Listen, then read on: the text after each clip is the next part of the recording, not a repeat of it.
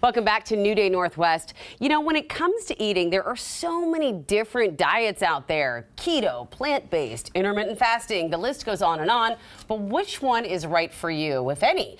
Here with some of the pros and cons of different eating styles is registered dietitian Ginger Hultin. Welcome back, my friend. Thanks for having me. I love chatting with you because you break it down so easily. And I have to say, honestly, because you see so much hype about these diets on the interwebs, through the Instagram scrolls. I'm just glad you're here to break it down. So let's start with number one that I hear about all the time, keto. Keto. We have to start by talking about keto, and I have my setup right here because we need to talk about the keto foods. Okay. But before that, we should talk about why keto exists. I use it clinically for people that have epilepsy and for people that have cancer. So it has this clinical reason to use it, but guess what? It also is pretty effective at burning fat. And so people use it for weight loss. So I think that's a big reason this is so popular. We're talking high-fat foods. It's high-fat, low-carb. So we've got a little bit of greens, but otherwise cheese, coconut, avocado, eggs. We've got our butter right here, cream. So you're really having like 80 to 90% of your calories fat and hardly any carbs. So how does this work? Because I think I accidentally eat this way already, but I'm not losing a lot of weight here, so. It has to be done so specifically. I'm talking tracking, working with a dietitian to know exactly what you should eat. It's very restrictive, and you have to keep very close tabs. It's hard work. It's hard work, huh? Who would this be best for? I really like to use it clinically for my patient who it is indicated for. I don't like to use it for general people that want to lose weight because there's rebound weight gain. Ooh, and how does that happen? By eating a carb? Right, and are you gonna never eat carbs again? One carb, and you're done. Right. So you have a lot of consideration over here. All right.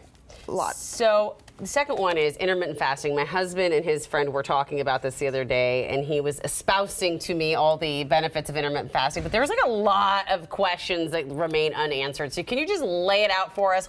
What is the deal with intermittent fasting? Well, to showcase intermittent fasting, I have one thing, and it's a cup of tea. Because what I'm trying to showcase is intermittent fasting doesn't have a definition. That's why it's so confusing. Yes, thank you. I'm not crazy. But it is one of these situations where, is it daytime, is it nighttime, is it 12 hours, is it 8 hours? Or is it you're fasting a couple days a week and eating the rest of the time? The way that I like to talk about intermittent fasting, I think a better word for it is time-restricted eating. Okay, all right. And what does the tea represent? Just the only thing you can drink? The tea represents, a lot of people intermittent fast in the morning. So they wake up, they'll drink tea or coffee because it's not giving you calories. Yeah. They'll start eating around noon, and then they'll kind of eat in a window of period of time in the day. Okay. All right. So Mediterranean diet. This is something that I think a lot of people think, yes, it's so great. What does it consist of?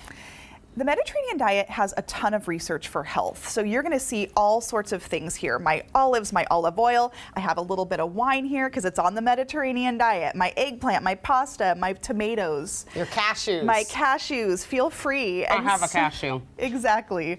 So this is evidence for heart health, for type 2 diabetes health, for cognitive health. So it's very well researched for human health, and it has a lot of potential benefits. So like this is you can do for the rest of your life? You really could. It's very evidence-based, and you have more options than over here, really. Okay, I hear that. I like this. This is working for me. Plant-based. I have a lot of friends who are just plant-based and don't, maybe a little fish involved, but can you really get everything you need from plants? The answer simply is yes. Oh, well. You really can. I could move the fish over here, I could move the eggs over here, because plant-based actually means lots of different things. Okay. Right? You can eat a little fish, some people eat a little meat, or you can be completely plant-based and be vegan. Okay. You do need your protein sources, so I have a piece of tofu there, I have my beans, my nuts and seeds, my whole grains, so you can meet all your dietary needs. Oh, I see, okay. And so when going plant-based, I feel like that's it's an overwhelming thing. How do you start?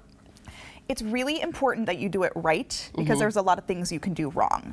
I'm a registered dietitian, so people come to me every day and say, help me do this right so I feel good, have energy, and get enough protein. It's easier than you might think to do. Okay, that's good to know, and this is why you are the expert. Anti-inflammatory, which I'm starting to understand, like things are getting inflamed. I know it's probably something I'm eating. So describe an anti-inflammatory diet to us. The reason that I wanted to present that last is because it actually encompasses so much of the Mediterranean and plant-based. Anti-inflammatory diet is plant-based, but what I really want to showcase is the herbs and spices. So I've got my basil, my oregano, my garlic, my ginger, those things that have lots of antioxidants. They're very calming to the body, and they help lower inflammation and improve your health. Okay, well that's important because I think we all don't realize that sometimes in general the way we're feeling, that's inflammation. If something's just, my back hurt today or my knees hurt, that's going to be from what we're eating, right? You're so right. I mean, pain, fatigue, that feeling of something sort of off, like I'm not feeling my best. There are some labs that you can get drawn from your doctor that show you're inflamed, but a lot of people can feel it. Yeah. All right. Oh my gosh, Ginger, thank you so much for coming here and explaining all this to us. We have so much more to talk about. I want to talk to you about your specialties as well, helping people with cancer and epilepsy. We will have you back on to talk about that soon. Thank you.